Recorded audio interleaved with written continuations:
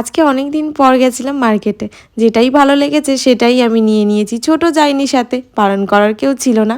অনেক কিছু কিনেছি, যখন প্যাকিং খুলবো তখন তোমাদেরকে দেখাবো। দেখতেই পাচ্ছ কত বড় প্যাক হয়েছে। বড় ভিডিওতে অবশ্যই তোমাদের সাথে শেয়ার করব যে কি কি কিনেছি। এরপর ঝটপট করে রেডি হয়ে নিলাম। কেমন লাগছে আমাকে বলো বলো।